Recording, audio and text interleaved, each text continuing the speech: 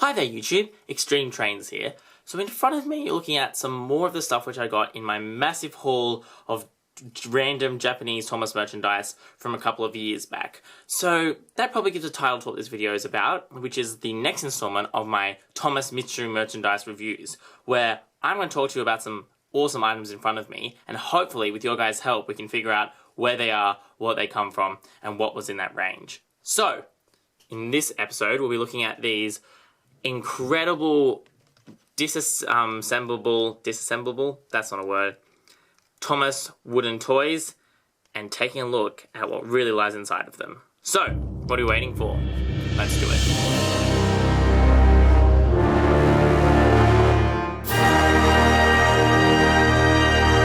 So as you can see from the actual collection that I got, it's actually quite varied. I'm actually really pleasantly surprised by the amount of engines that I got in that set. So we've got Edward, Toby, Percy, Thomas, James, Gordon, and Harold.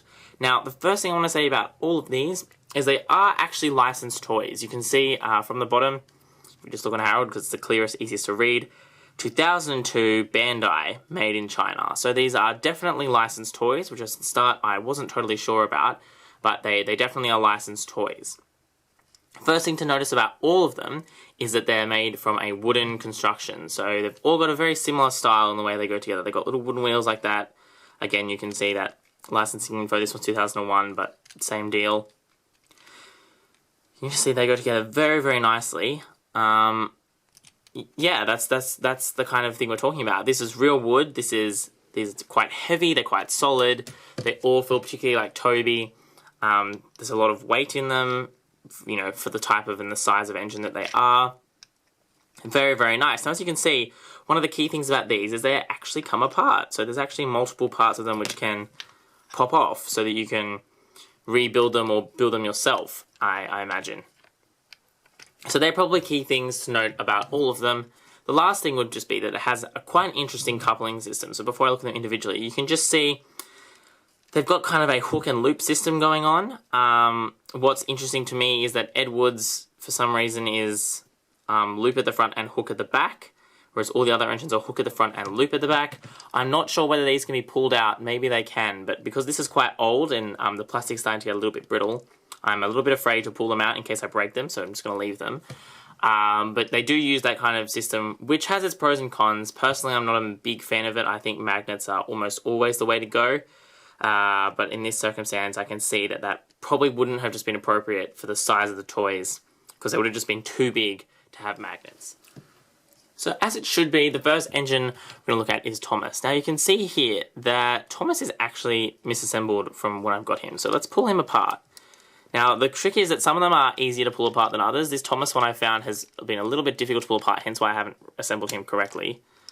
He does if you just kind of, just because of the way he's together. So you can see, right, that you can very easily rearrange these in the way that you like. So now we can put Thomas back together in his official combination.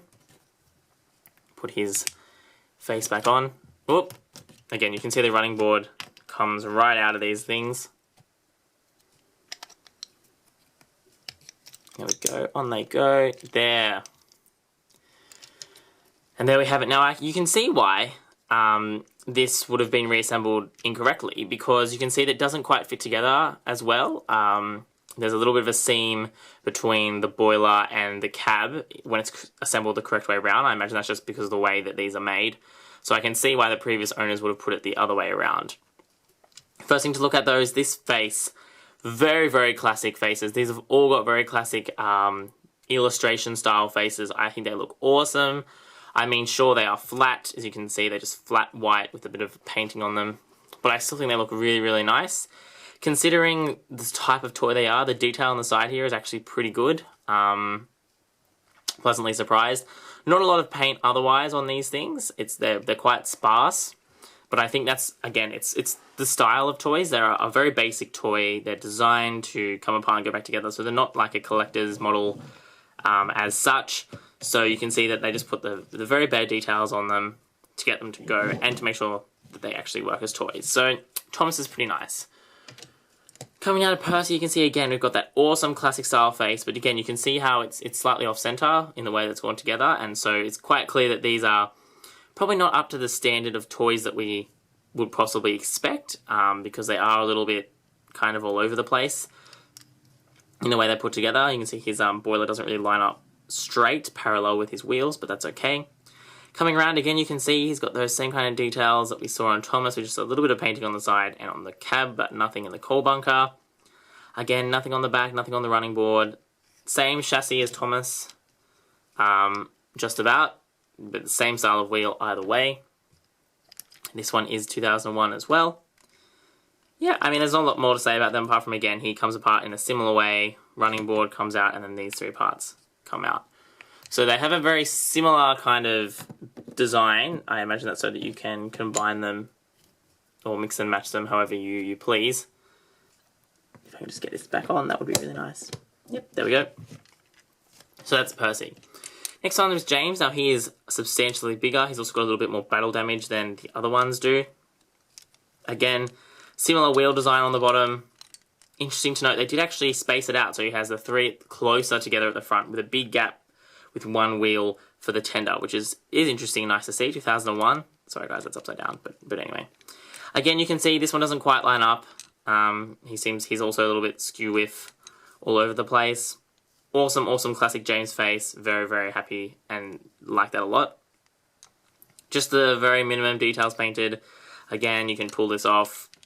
I'm probably not gonna show this with the next engine. Pull this off, get a couple of different pieces because he's a bigger engine, so obviously he's going to need more pieces to fill up all that mass. But yeah, you can definitely see that these were designed to come apart. I'm not sure for what purpose exactly, if they really were designed to combine together or not. Definitely designed to come apart. James is very nice. Gordon, now Gordon is massive. Gordon's face, for a comparison, is just huge. Like, look at it. But he has a very classic, old-fashioned Gordon illustrated style face again. Very, very big, very impressive. Again, he's got the three wheels that are close together, a bigger gap, I think, between the two for his tender. He's a very hefty engine. There's a lot to him, it feels like. Yeah, very, very nice. Like I said, little bit cartoonish, and I've just inadvertently pulled him apart. Cartoonish, but I still think it's quite a nice collector's model, and together again, I think they look very nice on a shelf. Nope, okay, well, he's not gone back together. Then we get up this time, we've got Harold. Harold is interesting because he only has a few pieces, so this is the bottom part, then the propeller comes off. But again, even this is a very nice looking Harold, I think. Again, it's in that classic style. Oh no, here you go, this part comes off too. There you go. Learning new things every day.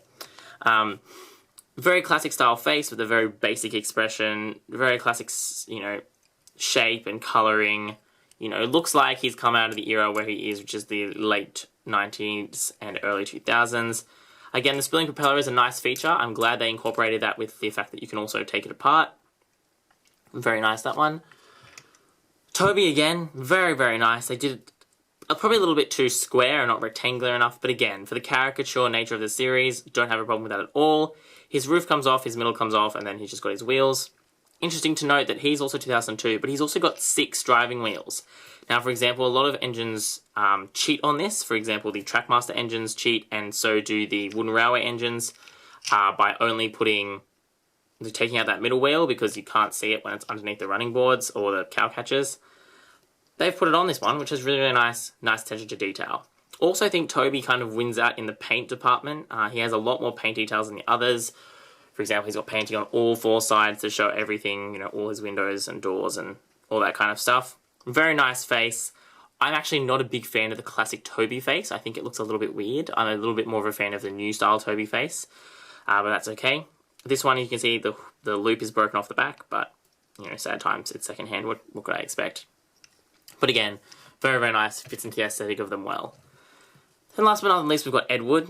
Same deal with the wheels. You can see there's kind of a split here to indicate his 2 driving wheels, distinctive driving wheels, and then the 2 for kind of the tender and stuff.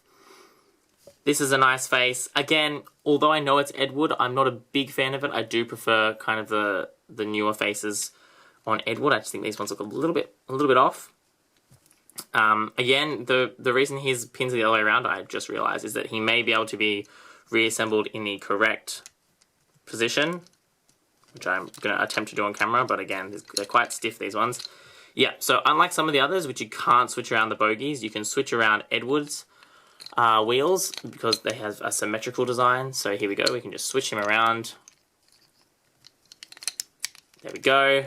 Bada bing, bada boom. Everything's the right way around. So again, very nice. Same kind of detailing. Don't need to do much talking, guys. You can just kind of see it. Again, he doesn't seem to fit as well in this configuration, so I can see why the previous owners would have put him the other way around, because it's not quite as tight, him going together. And I think that's something which I'll talk about in a second with these, but yeah, I can see why he was put the other way around. Either way, very nice addition to the collection. What do I think about these interesting style wooden toys? Well, I think they actually look very nice. They look vintage, sure. They're not accurate or particularly model-like representations of the engines by any means. But I think they're a very nice feeling toy. They definitely represent the engines to a level of detail which I'm pretty happy with, and unfortunate is to say is kind of similar to the detailing we see on some toys today, you know, 15 years later, which is a discussion for another time. I think the biggest thing with these engines, though, is the coupling system really isn't that flash. I'm not a big fan of those style couplings, and they also probably just come apart a little bit too easily. So Thomas, for example, seems to stay together all right. But engines like Gordon, if we just turn him upside down, again, you can see that they'll kind of stay all right, but with a little bit of play, it'll be very easy for kids to pull them apart. For example, Harrod's propeller comes off quite easily. So I think the biggest issue with these would be people losing parts of them, just because they really don't stick together. For example, look at Edward, right? If I turn Edward upside down, he's just gonna, it doesn't take much for him to do that. And that's something that kids love to do, right? Like, they love to be able to go, choo, choo, choo, choo. Oh no, Edward's have a crash. So maybe the fact that they can pull them apart's a good thing. I'm not super sure, but I think it is just a thing. It's probably a reason why these didn't last particularly long, as far as I know. But anyway, that's my thoughts. I hope you've enjoyed having a look at this interesting piece of vintage style Thomas merchandise, and I can actually say 2001 is vintage now, which is a little bit scary. But yeah, let me know what you think about these toys. If you know anything about them, for example, the range, which engines were produced, got any official photos or something, or any web pages or other videos to show me, that'd be awesome. Because a lot of the problem with this stuff is I really don't know what to search on the internet because I don't have any idea what it's about.